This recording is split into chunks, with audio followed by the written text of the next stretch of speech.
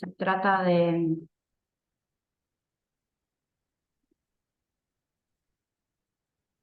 un paciente varón de 32 años que consulta, le baja la visión hacía unos 10 días en el ojo derecho y notó que hace 5 días también le estaba bajando la visión del ojo izquierdo. Al interrogatorio lo único que refería era un cuadro de gripal hace unas 3 semanas, pero no tenía ningún otro antecedente de relevancia ni sistémico ni oftalmológico. La visión era en el ojo derecho de 0,1 y en el ojo izquierdo de 1/10 y no tenía inflamación en la biomicroscopía y la presión era normal. Cuando vemos el fondo de ojo, nos encontramos con esto. No sé si alguien quiere describir lo que se puede observar.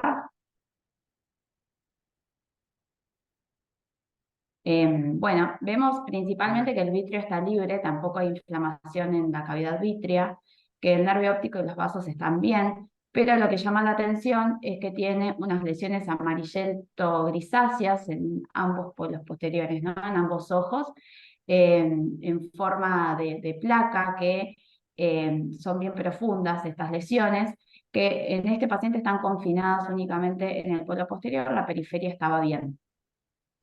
Sí, podría tratarse de una placoide multifocal aguda, pero normalmente aparece con diferentes estadios de pigmentación y esta no la tiene. No sé si es que está agarrado muy al principio, pero Pero el cuadro parece un poco una placoide. Ujú. buenísimo, parece una placoide, por lo cual cuando le haces la autofluorescencia se ven las lesiones en placa, estas geográficas hiperautofluorescentes, las más agudas que corresponden con las áreas más amarillento cremosas, son hipoautofluorescentes porque así se ve o están descritas. Em, y cuando le hacemos la RFG, le pedimos una RFG, se ven como las lesiones en los tiempos más tempranos, fíjense sobre todo acá en el ojo izquierdo, que se puede ver el flujo laminar, ¿no? En venoso, como son bien hipofluorescentes en los tiempos bien tempranos, y a medida que va avanzando el estudio se vuelven hiperfluorescentes, ¿sí? Esto es típico de esta enfermedad. En el OCT también se pueden observar cómo afecta principalmente por la isquemia que produce a nivel de la coriocapilaris, afecta principalmente a la retina externa y cómo hay toda una alteración en la retina externa con ausencia de la línea elipsoide, alteración también a nivel del EPR.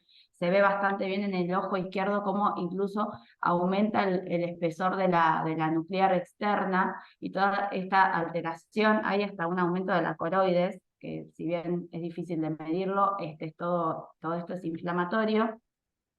Y todo esto es bien característico del AMPI, ¿no?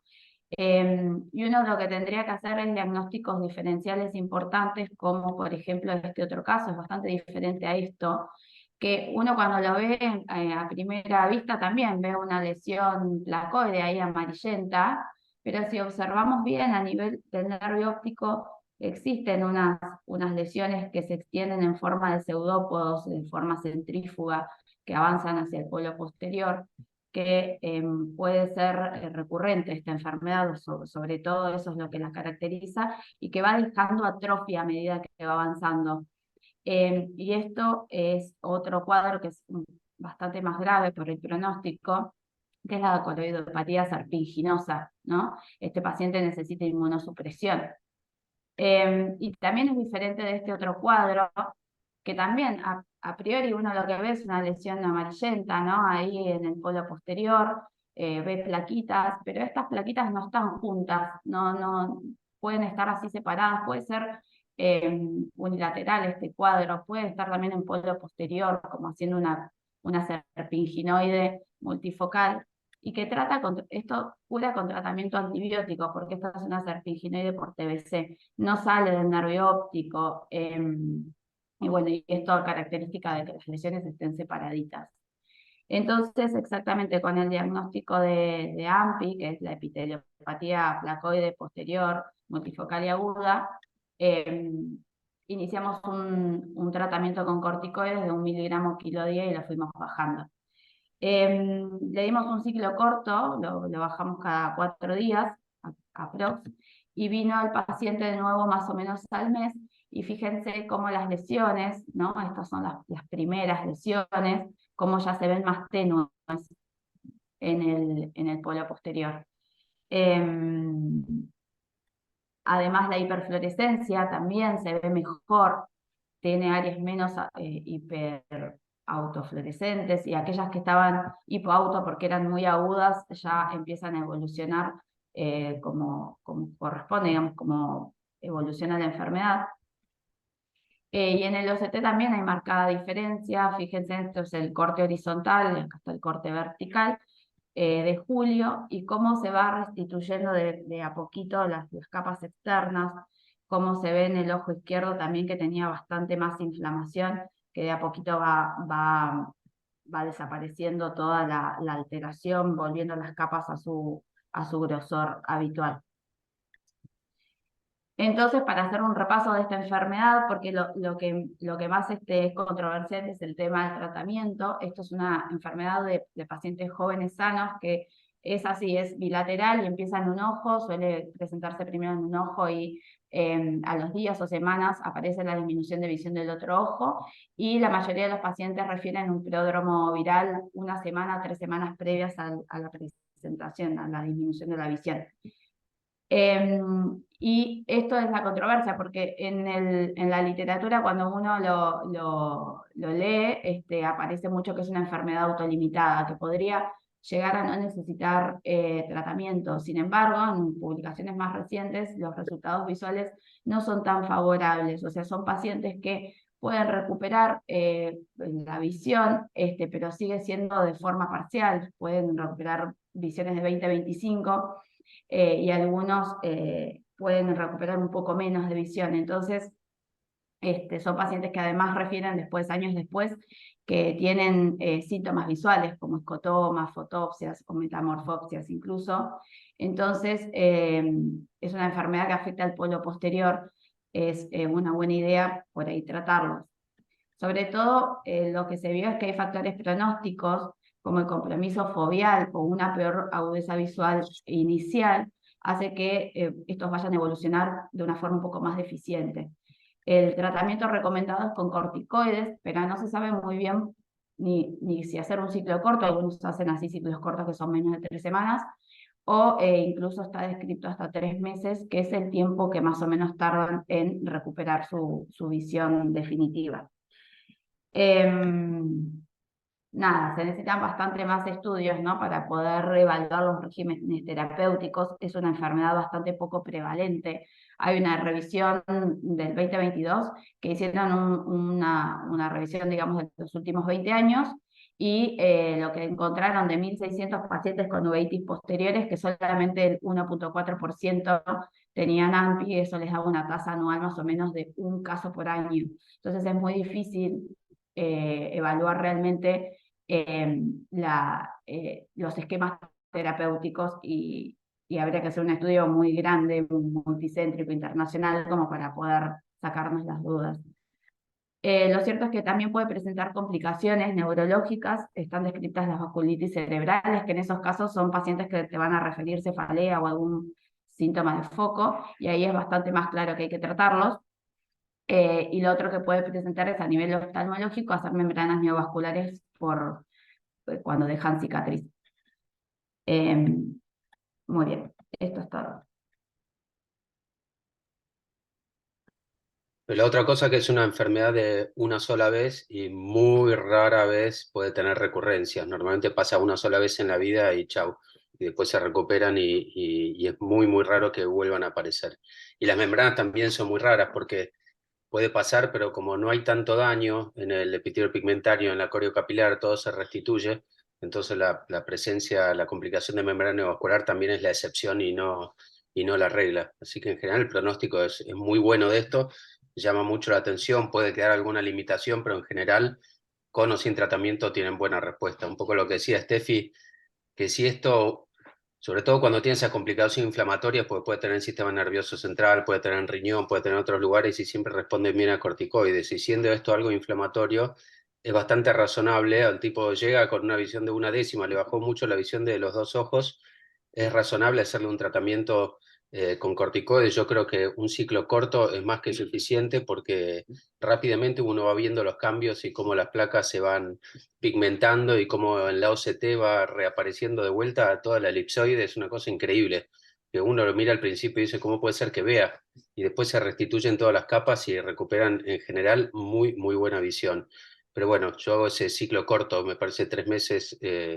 No sé si tiene mucho sentido, algún día lo sabremos, pero siempre es un ciclo empezando 1 miligramo kilo y bajándolo por ahí cada 4 días hasta suspenderlo.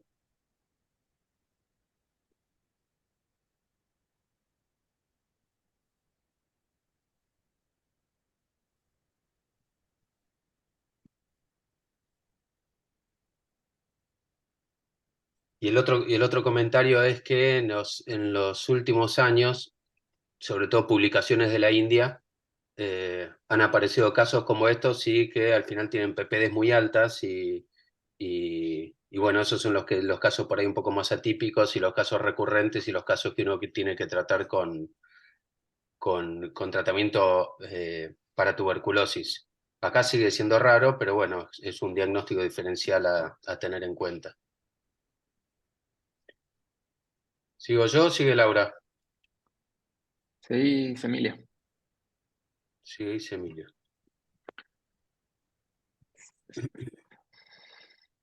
Bueno, seguís Emilio. Yo le voy a presentar este caso que vimos hace poquito en el hospital. Es un paciente de la ciudad de San Pedro, que le cayeron mal las naranjas, me parece. Pero bueno, 22 años, tiene antecedentes de uveitis, nos refiere que hace 2 años está con episodios de uveitis y cada uno de estos episodios lo tratan con corticoides tópicos, le habían dado TOLF y además corticoides sistémicos. Y él consulta en abril de este año porque volvía a tener otro episodio de uveitis y su uveitis era bastante interesante porque tenía cuentadedos en el ojo derecho, el izquierdo no tenía nada. No tenía inflamación en la cámara anterior, pero sí ya tenía una catarata, probablemente por los episodios de uveitis combinados con el uso crónico del difluprednato. Y en el fondo de ojo se veía una vitreitis intensa de 3 cruces, como ven acá en el esquema de la foto del hospital. Se veía un foco ahí superior con mucha vitreitis y tenía además unos precipitados en la hialoides posterior, lo cual no es patognomónico, pero es bastante característico de la toxo, que por la inflamación se desprende el vitrio y tiene muchos depósitos en la parte posterior y eso es como una cosa que se ve muy frecuentemente en la toxo. Así que bueno, el diagnóstico no era difícil de toxo porque tenía un foco y estaba activo y mucha inflamación y se veía muy mal por la vitreitis. Así que obviamente se empieza el tratamiento para toxo, se le da el tratamiento combinado de pirimetamina, acitromicina y corticoides orales en dosis decrecientes. Bueno, supuestamente esto uno lo controla 3 semanas al mes para ver cómo va el tratamiento, cómo sigue. Y este chico vuelve, pero vuelve 3 meses más tarde. Se tomó su tiempo para volver. Pero lo bueno es que por lo menos estaba todavía con todo el tratamiento. Estaba con, creo, 30 miligramos de corticoides, además del tratamiento con los antibióticos, o sea, nunca lo suspendió. No estaba mejor, su audiencia visual seguía siendo de cuentadedos, seguía sin inflamación en la cámara anterior, ya tenía su catarata, o sea, veía muy mal de este ojo. Y esta es la imagen que se veía de él 3 meses después del tratamiento, con una lesión, como ven ustedes, primero el vitrio recontra turbio, una lesión bastante grande, y que a mí me quedaba la duda por todo, entre la catarata y la vitreitis, podría ser que algunos de estos focos estuvieran activos. Ese que se ve ahí y este de acá parecía, después el resto parecía una gran cicatriz. O sea que no sabía mucho si estaba activo o inactivo. Capaz que el Emilio, tamaño de esto... Sí, Emilio, la lesión grande puede haber sido por haber usado corticoides solamente y que se haya extendido la lesión. sí, claro, uno dice un chico joven, 22 años, una lesión tan grande, no tiene ningún sentido que tenga una lesión semejante, a no ser que haya tenido 1000 recurrencias. Pero claro, el tratamiento con corticoides solo, sin los antibióticos, puede hacer que vos tengas esta lesión tan grande. Sí, con lo cual Sí, no sé, además no está tan, no es tan periférica, así que seguramente o ni le miraron el fondo de ojo cuando tuvo esto, esos episodios antes. Pero bueno, sí, primera conclusión, nunca corticoides solos con la toxo. Puede que no pase nada, pero hay muchos casos donde las lesiones se hacen bien grandes. Entonces ahora estamos 3 meses más tarde con una visión de cuentadedos en este chico que podría ser que estuviera activo todavía, pudiera ser que no. Entonces, un poco ahí está la autofluorescencia, que la autofluorescencia muchas veces nos ayuda, porque cuando está totalmente inactivo se pone hipoautofluorescente. Entre medio de actividad e inactividad pasa un tiempo, con lo cual esto uno dice, bueno, no está del todo hipoautofluorescente, así que podría ser que algo de actividad tuviera, porque se ve hiperautofluorescente en el centro. No es tan categórico la autofluorescencia para ayudarnos en el diagnóstico. Sí sabemos que al final termina poniéndose hipoautofluorescente. Pero entonces las dudas que teníamos con este chico eran, primero si está activo o inactivo, o sea, ¿seguimos con el tratamiento o ya está? Pero bueno, sigue teniendo mucha vitreitis. ¿Será que si sigue activo 3 meses de tratamiento que no responde al tratamiento? Que es otra de las cosas que puede pasar en personas que han sido tratadas solamente con corticoides, es que terminen no respondiendo al tratamiento, y eso lo hemos visto bastantes veces también. ¿Qué otra opción se les ocurre que podemos hacer con este chico? Verano. Vitrectomía. Operarlo es una opción. Claro. Seguir tratamiento sistémico si estamos seguros que está activo es otra opción. Pero para mí, yo no estaba con el tratamiento Tratamiento, sistémico. si está Claro, es intraocular. claro, clindamicina intraocular. ¿Vos qué decías, Jimmy? No, yo preguntaba si no estaba con el tratamiento sistémico, porque creo que seguía, ¿no? Estaba así, hace 3 meses que está con tratamiento sistémico, o sea, evidentemente Claro, seguir con hay el que... tratamiento para que, te digo, en 3 meses se mantuvo en cuentadedos. Sí, claro, no era una buena opción, ¿no? Entonces podría ser clindamicina intravítrea con Dexa, que normalmente le hacemos para tratar además de sacarle la inflamación del vitrio. Podría haber sido, pero bueno, como de todas maneras este paciente ya iba a necesitar una cirugía y teníamos muchas dudas porque tenía una subcapsular bastante interesante, la otra opción era efectivamente hacer una cirugía combinada, y si esto realmente llegaba a estar activo el foco de toxo, también tenemos la otra opción para los casos resistentes, que sabemos que el láser sirve para cicatrizar estas lesiones, sobre todo cuando son periféricas y no están en la mácula. Entonces eso es lo que hice. La catarata de 22 años era blanda porque era subcapsular posterior, así que solo aspirándola. Y además nunca había tenido inflamación en el segmento anterior, pero ven que el vitrio estaba recontradenso. Y además la sorpresa que la lesión no parecía tener ningún foco activo. Además de Yapa tenía un Packer macular bastante marcado, que no se veía, y tampoco le habíamos hecho OCT porque con esa visualización...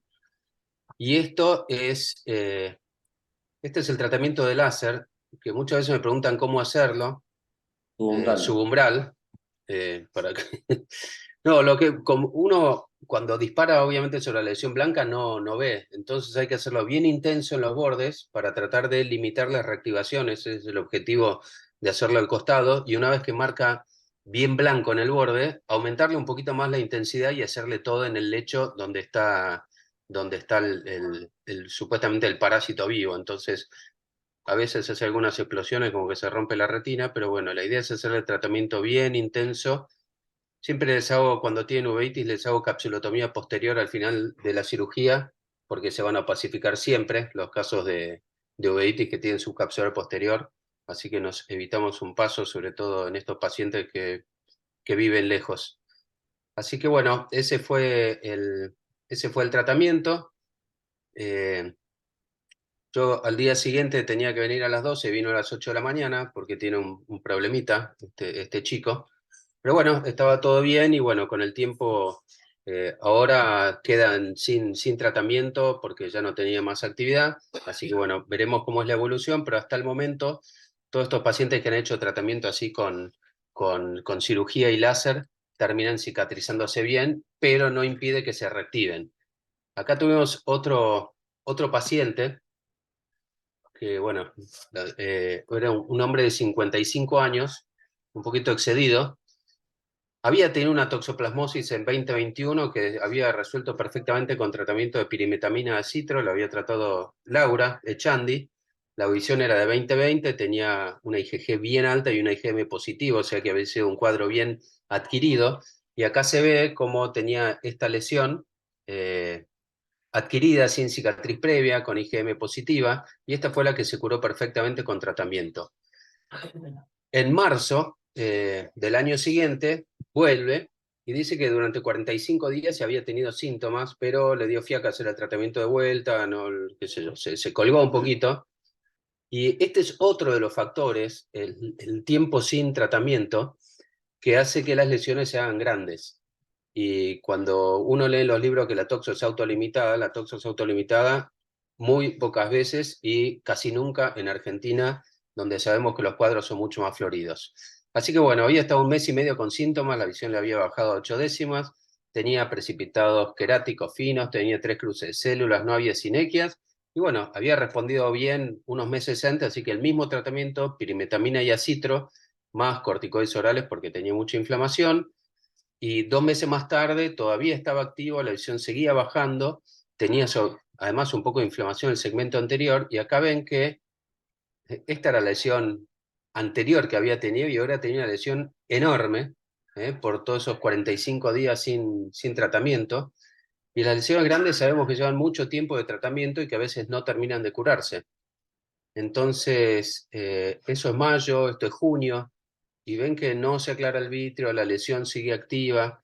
Entonces, al final fueron 4 meses de tratamiento oral, le subimos la pirimetamina a 50 miligramos y el doble de dosis de los dos, porque además pesaba 150 kilos, no sé cuánto pesaba el Gordi. Y además, como no respondía, le hice 5 inyecciones intravítreas de clindamicina, más dexametasona. 2 veces le hice láser sobre la lesión, pero el láser sobre la lesión en el consultorio, primero no se ve bien porque el vítreo está turbio, y segundo que duele cuando uno quiere hacerlo de mucha intensidad, que es lo que sirve. Y entonces, bueno, al final, esta es la evolución. Ven, mayo, 1 de junio, 22 de junio, y esto había empezado en marzo, o sea, ya llevamos 3 meses de tratamiento, y si ven se seguía achicando, la visión estaba cada vez peor por la vitreitis y no terminaba de curarse. Entonces lo mismo, el mismo procedimiento que antes, la cirugía, acá ven que quedaba un foco activo, por ahí si hacíamos 10 meses de tratamiento terminaba curándose, pero no se aclaraba el vitrio. Lo mismo que le decía el láser, bien intenso en los bordes y más intenso todavía sobre el lecho de la lesión. Y por suerte todas lesiones periféricas que nos permiten hacer el láser lejos de la mácula. Bueno, y esta es la evolución de este paciente que después de 6 meses de tratamiento oral, 5 inyecciones intravítreas, 2 sesiones de láser, vitrectomía y láser, terminó curándose su lesión y recuperando muy buena visión. Así que tratamiento con corticoides previos, demora en el tratamiento son 2 factores que hacen que las lesiones sean grandes, además de la edad. Sabemos, hay trabajos que nos dicen que después de los 50, no es mucho, no es mucho después de los 50, pero después de los 50, no te rías, Arturo, después de los 50 uno puede tener lesiones más grandes que en aquellos que son menores de 50, o sea, los Emilio, juveniles. con el diario del lunes, ¿no los operarías antes de estos casos?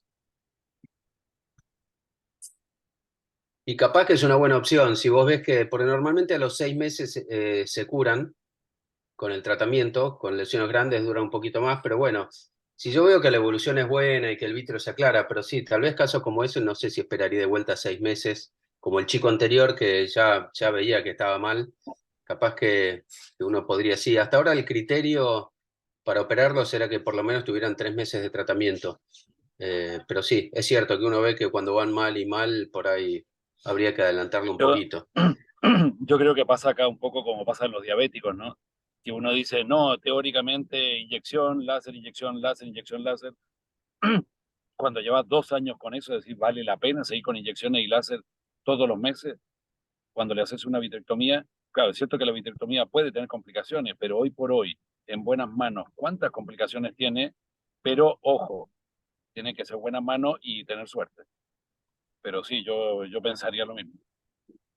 Sí, por ahí habría que pensarlo. Y el otro, sí, en hacer una cirugía más precoz, sobre todo cuando ves que no tiene ninguna respuesta y que el vitrio no se aclara. A veces lo que hacemos con los casos de toxo, les volvemos a hacer un ciclo de corticoides.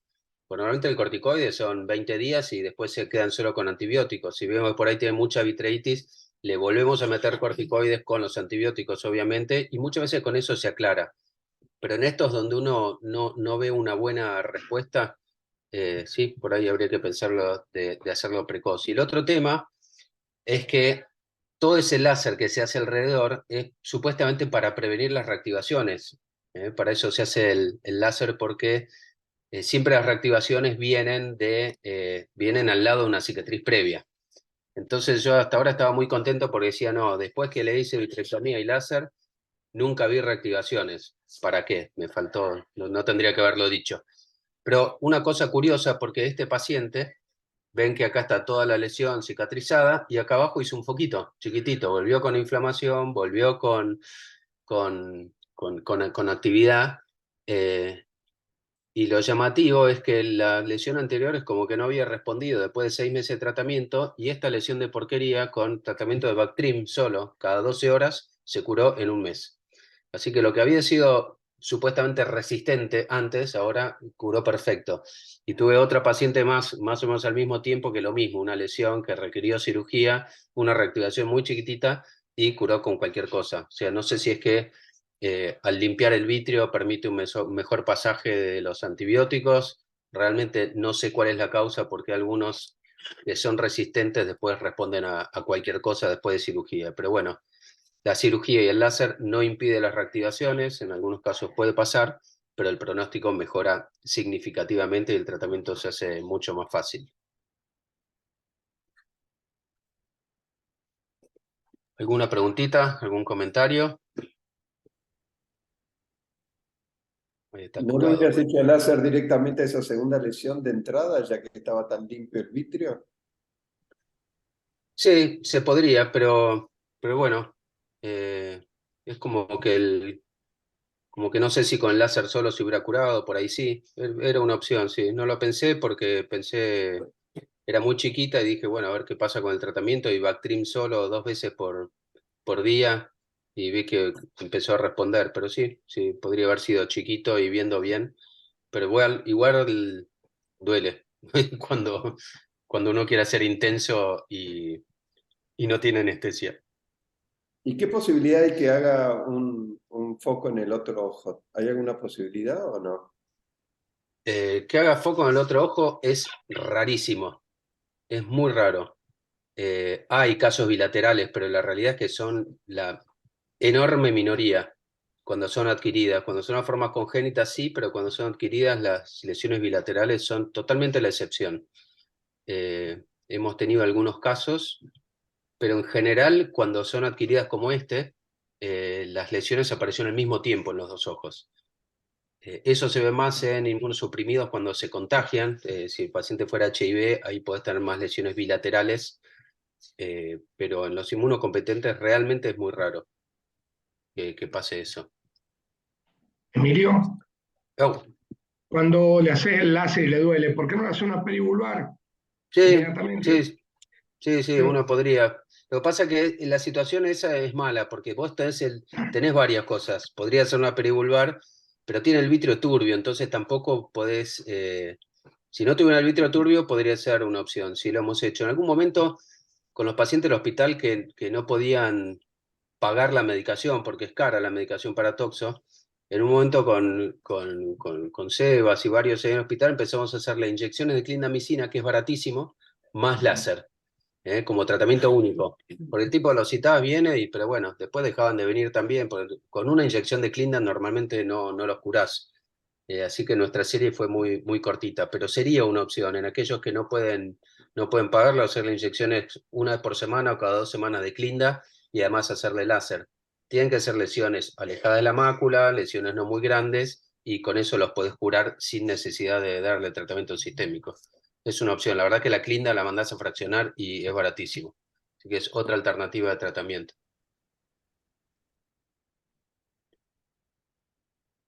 Bueno, todo tuyo, Shandy. Gracias.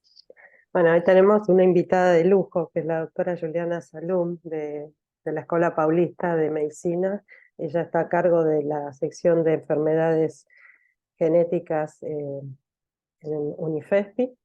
¿Estás ahí, Juliana?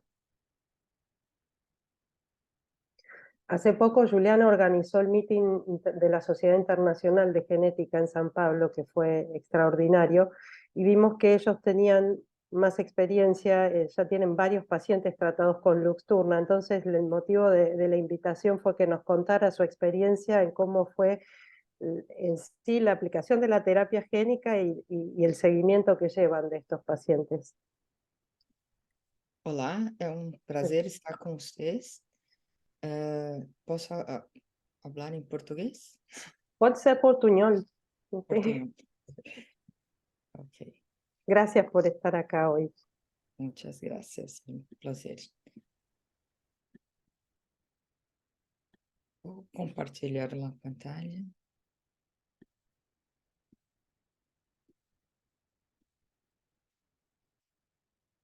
Estão vendo a minha palestra? Sí. Sim.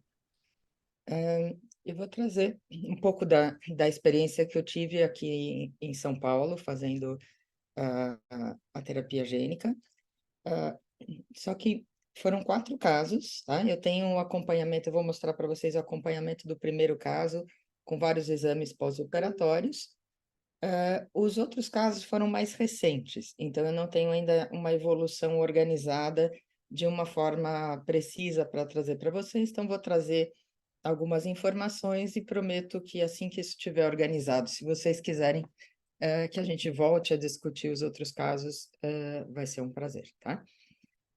Então, aqui todos acompanharam, né, o desenvolvimento da primeira terapia gênica do RPE65, com todo o trabalho pré-clínico da Jean Bennett e o marido dela, Albert Maguire, que é oftalmologista, e colocou o vetor viral que ela tinha criado dentro dos animais, né? Eu tive a oportunidade de participar desde o começo, desde 2007, ainda onde era uma pesquisa dentro do Children's Hospital,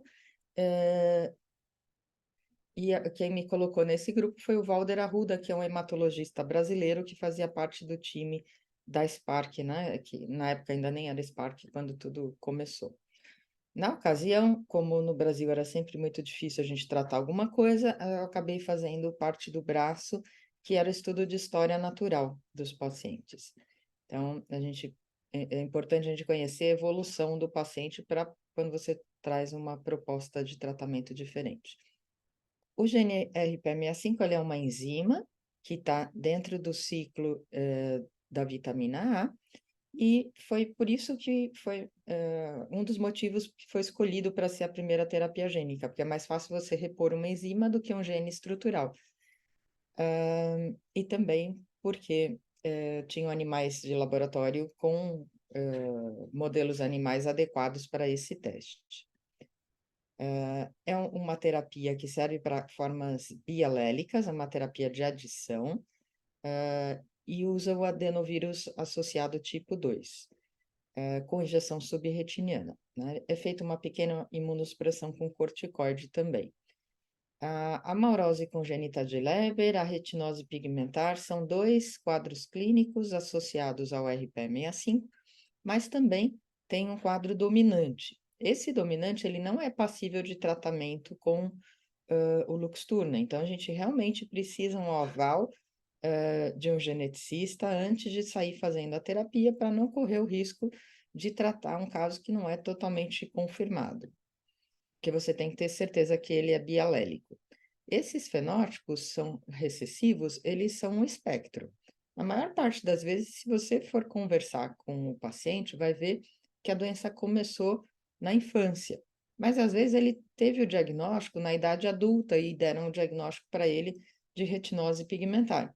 Mas, tirando a história, você pode notar que talvez tenha existido um nistagmo ou aquela tendência de olhar para a luz, né? Olhar preferencial para a luz. O sinal de Francisquete não é muito comum nesse tipo de amaurose de Leber. Agora, o eletroretinograma diminuído, esse está presente em geral nos 2 casos. Então, é muito mais assim relacionado a quando você dá este diagnóstico do que se é um diagnóstico diferente ou não.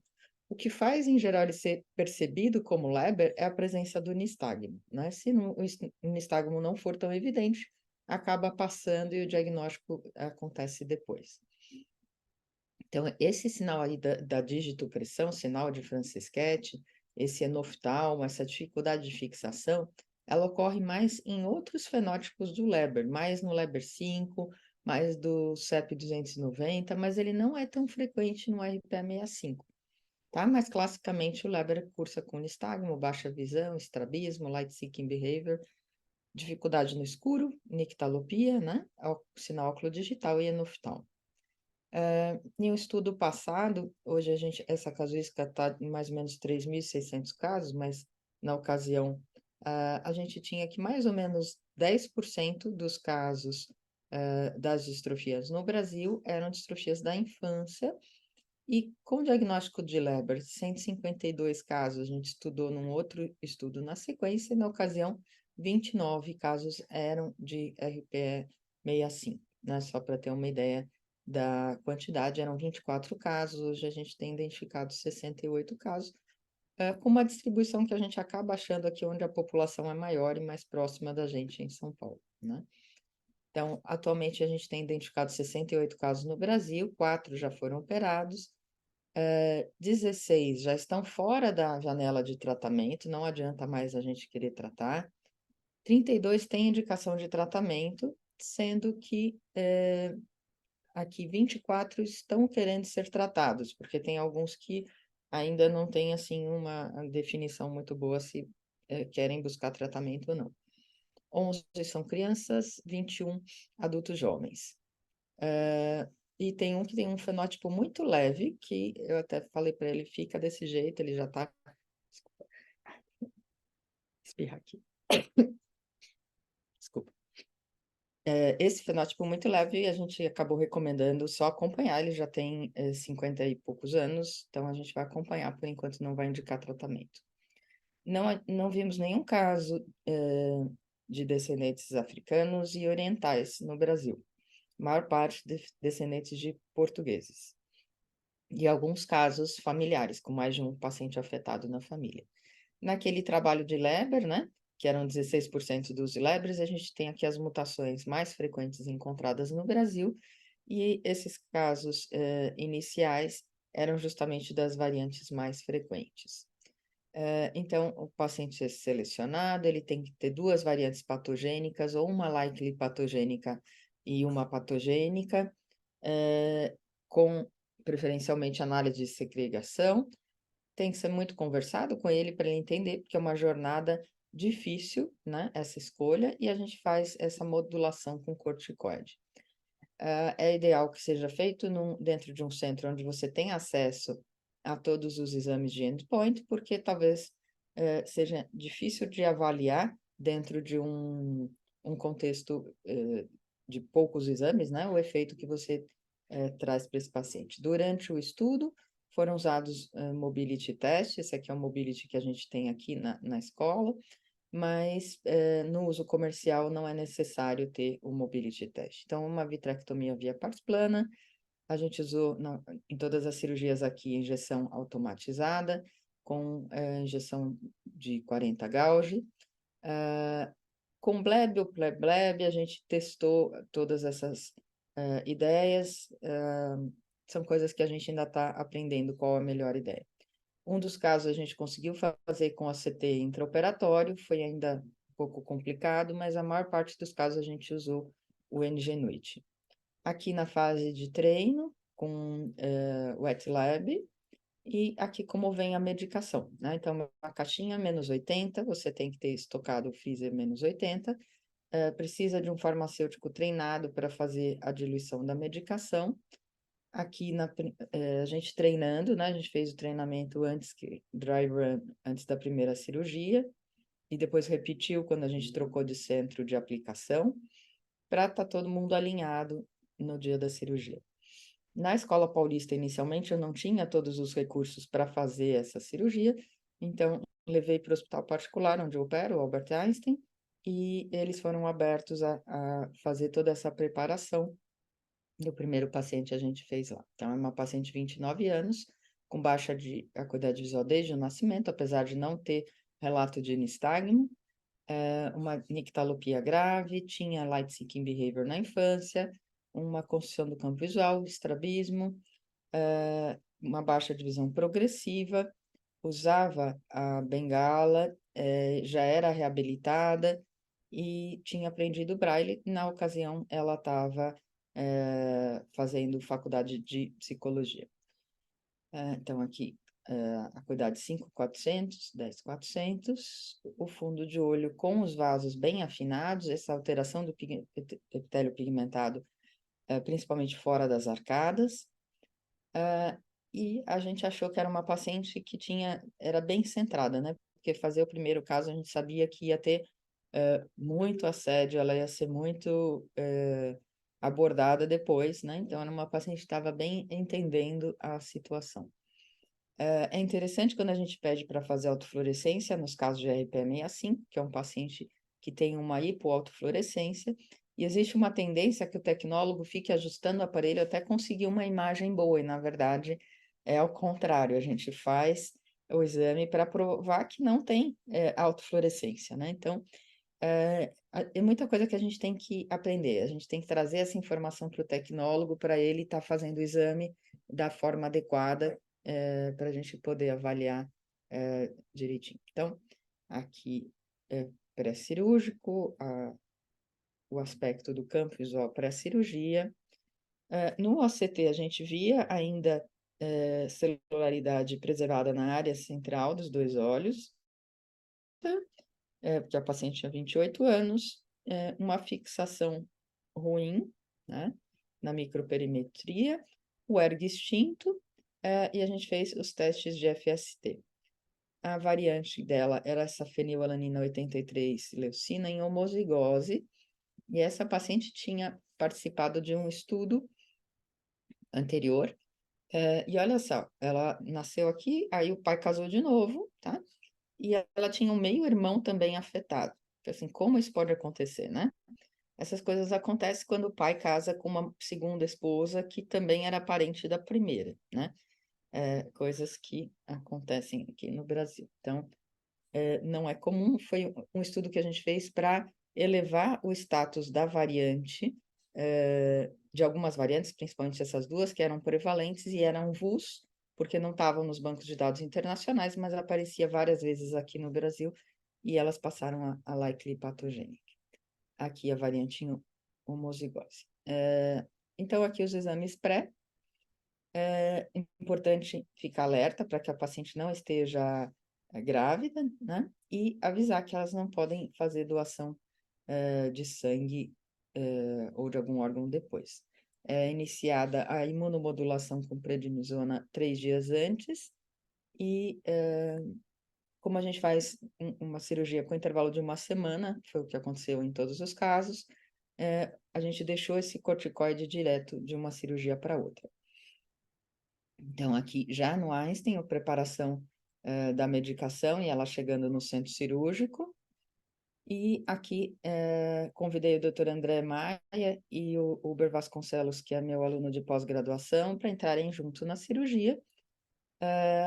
E a cirurgia, então, aqui mostrando no NGNUIT na tela, no dia da realização do procedimento. Convidei o André Maia, porque era muito estresse para essa primeira cirurgia, ele fez o procedimento e a gente estava junto. Vitrectomia, então, 23 graus, exatamente como eu tinha descrito para vocês. Injeção subretiniana para o vetor viral alcançar melhor o epitélio pigmentado da retina nesse espaço subretiniano. Então, aqui mais fotos do dia, né? Vem uma seringa backup na mesa cirúrgica, que não sendo usada, ela é desprezada e tem todo um treinamento também da equipe de enfermagem como manipular o vetor viral na mesa cirúrgica para evitar contaminação com esse micro-organismo na sala de cirurgia. Algumas coisas aqui do outcome. Então, 7º dia de PO, ainda com bolha de gás dentro do olho. Todos os casos a gente deixou com ar, tá? uma bolha de gás, bolha de ar, na verdade, e aqui a retina já colada no primeiro pós-operatório, isso é bem importante, né? Isso foi uma coisa que nós vimos em todos os casos, essa recuperação do aplanamento. A autofluorescência se manteve de forma semelhante.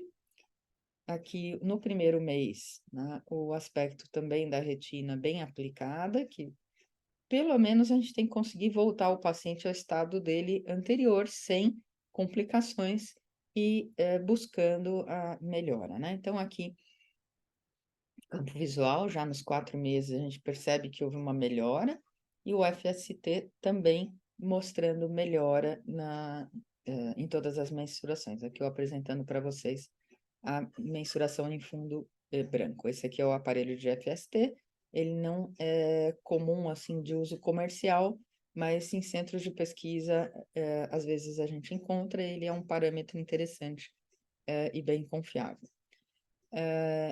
Uma coisa que a gente notou, assim, que conversando com a paciente, o que ela notava, né? Logo no primeiro mês. Logo nos primeiros dias, na verdade, ela teve um aumento da fotofobia e depois foi se readaptando de novo. Ela conseguia perceber objetos nos campos visuais laterais e ela comentava, nossa, agora que eu sei como é possível enxergar à noite, porque eu nunca enxerguei à noite. Ela falava que conseguia ver letras maiores no celular, e que antes ela não conseguia, e ela conseguia ver os apps, os ícones, os emojis, e relatou que conseguiu ver a lua e os olhos da mãe, né? Então, são coisas de dia a dia, passadas pela paciente, para a gente tentar avaliar qual a significância disso. Então, aqui é uma das bolhas, né? Eu estou agora tentando juntar todas as bolhas para colocar nessa aula, mas ainda não consegui ter todos os exames juntos. Então, aqui do FST eu mostrei, e agora com 2 anos dessa paciente, mostrando que a melhora aconteceu, se manteve. É bem difícil a gente ter a equipe que faz os exames treinada a fazer os exames da mesma forma, para que a gente tenha um comparativo adequado, tá? Então, são detalhes que a gente tem que ir aprendendo e treinando o time para trabalhar em conjunto, né? Então, a gente vê que há nitidamente uma melhora, mas também há uma variação aqui um pouquinho na técnica do exame. O FST mostra que ampliou um pouquinho a área de visão central e a fixação ficou mais firme no lugar, comparativamente aqui 4 meses e 9 meses. O OCT se manteve, tá? E no outro olho também. Também, olha, veja a padronização. A hora que você escolhe para uma aula, que o último corte não está na mesma posição dos primeiros. Então, são muitos detalhes e é nessa depuração, né, e limpeza dos dados que eu estou trabalhando com a equipe toda que entrou comigo. Não tivemos aparecimento da atrofia, que isso é um medo, né? Foi uma complicação relatada, uma complicação tardia. Nenhum dos casos apresentou até o momento. Então, alguma coisa do caso 2, tá? O que aconteceu? A primeira vez que eu consegui levar essa cirurgia para o Einstein, eu consegui ela de forma gratuita. Aí, na segunda, eu já não tinha mais esse recurso e eu tive que realmente preparar o Hospital São Paulo, o hospital público, para receber a medicação, preparando e certificando a sala limpa. Então, houve um intervalo bem grande entre o primeiro paciente e os pacientes subsequentes. Aqui no Hospital São Paulo, né, cada vez que você fala que vai fazer uma terapia gênica, todo mundo se anima, todo mundo aparece no centro cirúrgico, todo mundo quer operar, né? Então é uma ocorrência. Mas a gente ainda tem que aprender muito, então acho que trazer pessoas para esse campo e ir aprendendo junto é importante. A segunda paciente que conseguiu o acesso à medicação, e isso, na verdade, é uma crítica aqui, não é que a gente escolheu qual seria o melhor caso, mas é qual paciente conseguiu o acesso, né? E, em geral, os pacientes com a doença mais avançada acabam lutando mais cedo para entrar com as solicitações, né? Então, apesar de ter mais idade, ela tinha uma acuidade visual melhor do que a primeira paciente, E o aspecto da retina, ela já tinha uma atrofia perimacular maior. Então, toda vez você discute, né, realmente é a melhor paciente ou não, foi mais difícil descolar essa área macular do que o primeiro, né? E veja o padrão de autofluorescência muito diferente da primeira paciente, mas também essa autofluorescência, ó, repare que o disco tá branco, né? Então, também a crítica à autofluorescência. Essa paciente lá no Hospital São Paulo, quem operou fui eu mesma. Então, mostrando aqui na tela do Ingenuity e a equipe que entrou junto. O preparo na farmácia, né? Também com todos os cuidados do treinamento. Essa aqui eu consegui trazer um detalhe da cirurgia. O vídeo editado, né? É feita a vitrectomia.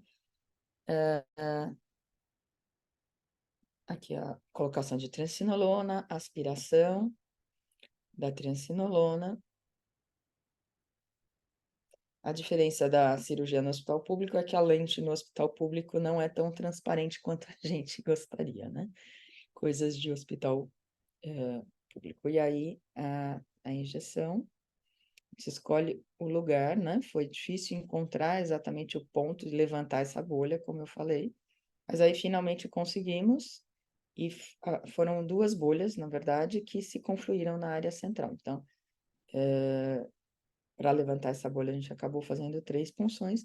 Na hora que você faz troca fluido-gasosa, mesmo que a sua bolha não seja inicialmente central, depois ela se junta no meio, né? E acaba chegando na área macular.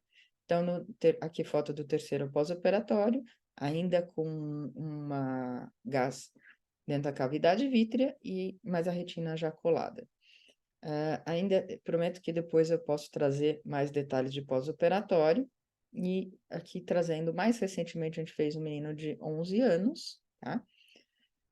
Aí, veja, a gente vai estar tratando numa fase de acuidade visual melhor, né? Mas aonde já tinha bastante influência da baixa de visão no dia a dia, né? E agora ontem eu acabei de receber uma carta na escola dessa criança, que eu pedi para as professoras também observarem os impactos. Então, depois do lanche, ela voltava para a sala de aula e não conseguia enxergar nada. E isso melhorou bastante, né? Então, a adaptação claro-escuro melhorou. Ela não está precisando sentar mais tão na frente, né? Então, tem sido significativo. Então, nessa criança, a hipoautofluorescência, o aspecto fundoscópico de uma criança, 11 anos, né? Diferente dos demais. Campo visual diminuído, a microperimetria também reduzida, com uma dificuldade de fixação, tá? A fixação variava bastante. O OCT, de novo aqui, as variantes encontradas. E aqui uma das bolhas, e agora eu preciso recrutar a outra bolha de transfecção. E sem intercorrências, foi bem lisa a cirurgia da criança, não teve problemas. A visão voltou para o nível basal, esse paciente foi visto ontem, e principalmente as questões de campo melhoraram e de cegueira noturna. O quarto paciente tem 21 anos, tá? Esse paciente, a gente teve uma complicação no pós-operatório diferente, tá? Ele teve muita reação ao corticoide, e ele teve reação inflamatória primeiro, a gente aumentou o corticoide, ele teve reação ao corticoide, teve acne, a pressão subiu, aí a gente teve que usar Diamox para baixar a pressão até conseguir equilibrar entre pressão e corticoide e tirar ele dessa fase, mas depois disso ele teve já uma boa melhora, principalmente na microperimetria e no campo visual e na cegueira noturna. Então, a gente está justamente nessa fase. Essas cirurgias aconteceram em finzinho de junho, então agora a gente está organizando os exames pós, tá? E foram bem juntos os 2 pacientes. Essa variante é uma daquelas que a gente elevou o status de significância dela, a 187. Em Portugal também ela é bem comum. Então aqui, na verdade, está descrevendo essa questão do corticoide e da pressão que subiram no pós-operatório. Uma coisa que a gente fez depois da primeira paciente a gente teve muita aula e isso faz com que a gente tenha escrito a diretriz de utilização da genotipagem, tá? Para propiciar o tratamento. Então, alguns casos de distrofia são tratáveis. Deficiência de coenzima Q10, deficiência de ferro, deficiência no metabolismo do cobre, mucopolissacaridose, que pode estar nesse grupo, né? E agora o RP65. Então, eu coloquei, eu já tinha escrito a diretriz da MB, fiz uma nova versão dela, incluindo esses motivos para a realização da genotipagem no contexto de pacientes SUS públicos, né? Então, os pontos a ressaltar é que é uma nova tecnologia, esses pacientes estão sendo acompanhados na fase 4, foi muito discutida essa inovação científica, a gente teve a aprovação da Anvisa aqui no Brasil, não está incorporada no SUS ainda, então a gente tem muita dificuldade de acesso, e é bastante importante a gente conversar com os pacientes, com as famílias, entender qual é a proposta, não é que a gente vai curar esse paciente, né? E como médicos a gente ainda tem muito a aprender, tá? A gente aprendeu muito com esses casos, mas é muito difícil conduzir ainda, porque complicações, risco, né? É uma medicação. Se ela custasse barato, até que diminuiria um pouco o estresse que a gente tem com tudo isso, né? Mas com esse custo super complexo é difícil. Então, aqui mostrando a diretriz da MB, ela está disponível online, dá para vocês darem uma olhada no site da MB aqui no Brasil, tem diretriz para várias doenças. Eu publiquei o primeiro caso e agora a gente está juntando os dados do segundo. Aqui o time muito novo, né, de pós-graduandos que estão comigo nessa área de distrofia, que é essa linha de pesquisa lá na escola, com coordenadores de pesquisa, aqui ó, a gente tem o Caio, a Ana, a Lucy, coordenadores de pesquisa, a Érica, cirurgiã vitrivitiniana, a Dr. Uber, que ele foi incluído aqui no Photoshop aqui, que entrou na cirurgia comigo, a doutora Mariana Mattioli aqui também, a doutora Mariana Valim, eles fizeram estágio no KCI, duas representantes aqui que estão fazendo pós-graduação atualmente, Dr. Luiz Fernando faz retinoblastoma, um neurologista no time, uma psicóloga no time que também entrou via Photoshop, aqui temos um fellow do setor, uma biomédica, então é um time multidisciplinar. E se não fosse em time, realmente seria muito difícil acompanhar esse paciente. Então, a gente tem desenvolvido esse time porque eles é que vão ser aí os que vão utilizar. Então, o meu papel aqui é de professora e de coordenar esse time todo e trazer os pacientes e conversar muito com os pacientes, porque é uma aventura. Então, prometo que trarei os dados dos pós-ops dos outros casos de forma mais organizada, mas a gente está justamente nessa coleta. Então, a gente coletou tanta coisa que agora eu tenho que olhar o que é significativo ou não para conseguir pôr na aula. Muito obrigada. Obrigada a você, Juliana. Obrigada a você. Super. ¿Alguien quiere hacerle alguna pregunta? Los cirujanos de retina. Hola, buen día, perdón, no soy cirujana de retina. ¿Cómo estás, Laura? ¿Cómo estás, Juliana? ¿Cómo te va? Bueno, preciosa la presentación, Juliana. Nosotros estamos, y de paso les cuento a los cirujanos de retina, que ya tenemos 3 aplicados en el país, y la verdad es que realmente es un viaje y es una aventura. Pero bueno, para contarles, el último paciente que hicimos, estamos ahora tratando de llegar con otros 2, es un niño de 12 años, anoche me mandó la mamá, o sea, hizo el control poscirugía de 2 meses, el control a los 2 meses, regresó a su provincia en avión de noche este fin de semana antes de las elecciones, y por primera vez el paciente vio la llegada a su ciudad natal desde el avión. Entonces nos manda la foto que él saca porque era la primera vez que veía las luces de la ciudad de noche desde la ventanilla del avión. Realmente es muy impresionante el cambio, sobre todo en el caso de los niños, y además cómo ellos registran ese cambio, porque es muy abrupto el cambio. Yo quiero, perdón, Marce, nosotros tenemos un horario que respetar. El Ateneo habitualmente termina 8:30. Yo invito que el que quiera quedarse un ratito en estos nada más era comentarios para- está perfecto, porque la verdad es que los pacientes están todos contentos. Hasta ahora es lo que hemos aprendido, pero bueno. Bueno, nada, por eso, nada más que eso, era comentarles eso, y sí, Juliana, por ahí después vemos, te quiero preguntar un par de cosas que te las pregunto después, de las variantes genéticas, porque coincidimos en algunas. Bueno. Muchísimas gracias por estar hoy, Juliana, con nosotros. Gracias, é um prazer. Vamos estudar os casos juntos. Bueno, ahí estamos.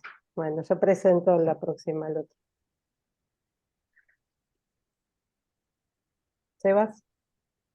Bueno, muchas gracias por las presentaciones, estuvo muy bueno. Y bueno, nos vemos el martes que viene. Chao. Chao. Gracias.